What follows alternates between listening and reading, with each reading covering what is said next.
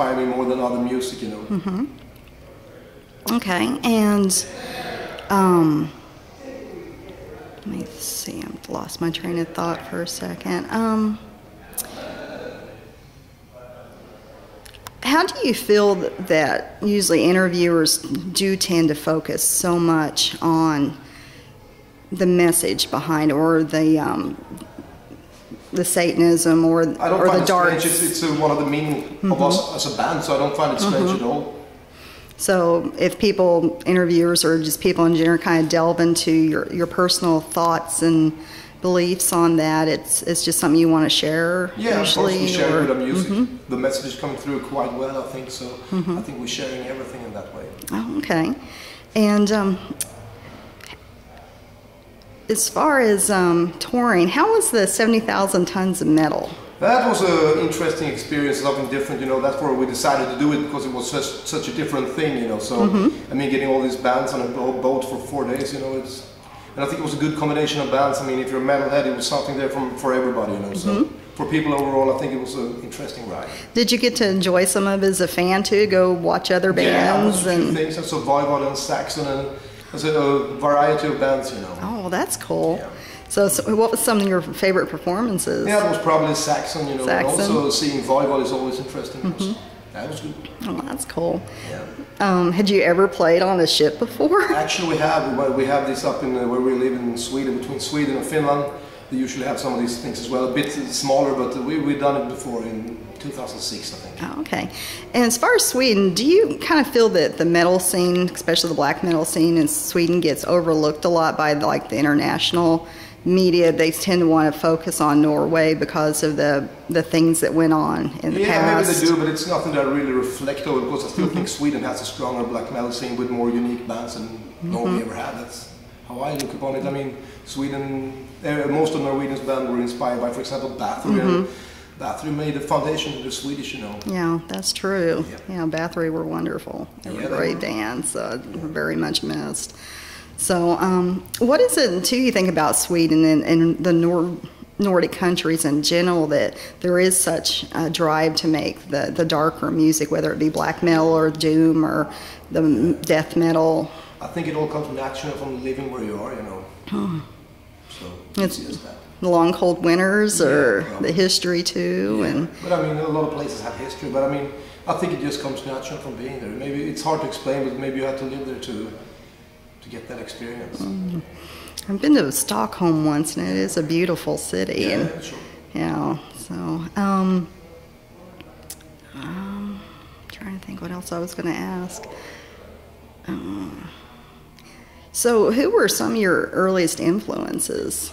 When we started out, I think we was inspired by bands such as Morbid Angel, Possessed, Creator, things like that. Had a big impact on us, and also Bathory and tons of other bands. I mean, even death metal bands as Autopsy, and a lot of things, maybe, I would say. Yeah, and I know you have another project that used to be Devil's Whorehouse and now is Death Wolf. Yeah, correct. And do you ever see taking that on the road, or? Maybe. We're doing so far we only booked one show because the album is coming out this week, and we'll see how much time we have, but we're most likely going to do more in the future, you know. Okay. You'll see how I can get the time in between market and things like that. How's it a change of pace for playing bass? Yeah, it's interesting to do something not completely, but doing something different, you know, and playing. I mean, I think I get the message very clear what I do with Marduk, but for me it's always interesting to do other things as well, you know. That brings even more inspiration to go back and do what I do in Marduk, you know. And what direction do you see that band going as far as musically? I don't know. I don't really sit down and think about it. It comes natural, you know. Yeah. So time shall tell about that. Yeah. So in the States, do you guys ever get any time off to go do anything or go to museums, or? I haven't had that much time this tour, but earlier on I've been seeing a few things, but not really any museums. I don't think you have that many as we have in Europe, maybe, but I've been seeing more nature of things, I would say, over here than I've been seeing in museums or things like that. Oh, okay. Yeah. I'm trying to think what else I was going to ask.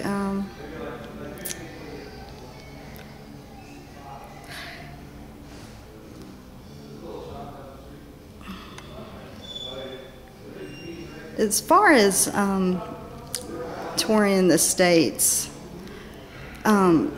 what's your thoughts have been on the venues and the crowds and things like I mean, that? I think that's also being a part of the whole world in that perspective. I mean, you have some very good places, you have some bad, you have some in between. I mean, it's like touring all across the world. You see every side of the aspects of clubs and whatever, you know. But that doesn't really matter as long as we're able to play and make it work. You know, it's worth the sacrifices to be able to tour and march across the world. Yeah, and you guys have been touring so long, and you tour so much.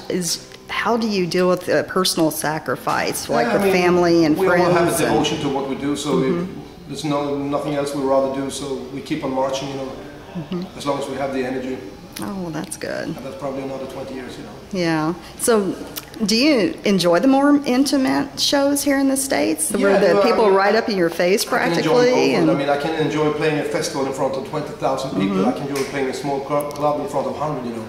It's all depending on what you create, the energy, you know. That's what really matters. Yeah. Have you had any more kind of crazy people, like the one where was that in Phoenix that got on the stage and got thrown off? And, I mean, that was also blown out of proportion. A guy gets up on stage and just comes from behind a vocalist, just flips him down. You know. Shit happens. Yeah, and to me, you own the stage. It's like anybody gets up there, that's their fair game, definitely. Yeah.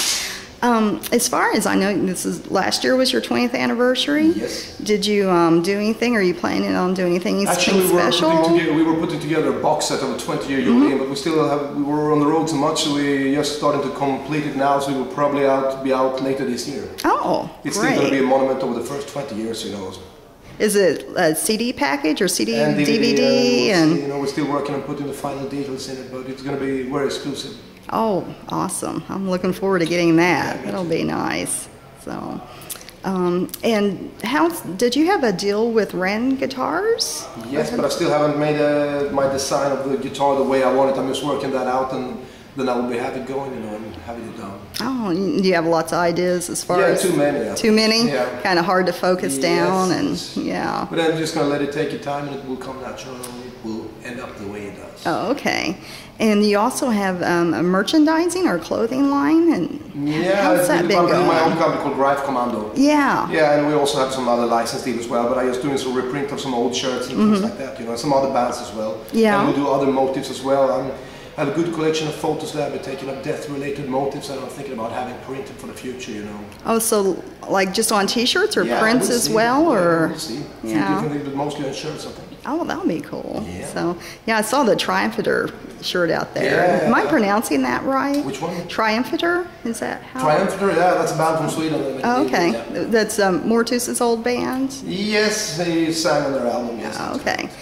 And I think Mortus is a fabulous vocalist. And how does it feel playing some of the really old songs with the current lineup you have now? How is it different feeling? Of course it's different. I think it gives it even more a bigger aspect because he uses his voice more as an instrument than just being a vocalist. So I think it brings even new dimension to the song. So therefore it's great to play the old tunes with a new vocalist. I mean, for 6 years, but with Mortus. And how does he make some of those vocalizations that he does in the studio? They're so, I mean, it sounds like he's being strangled almost. Yeah, it's just letting the energy loose. Wow.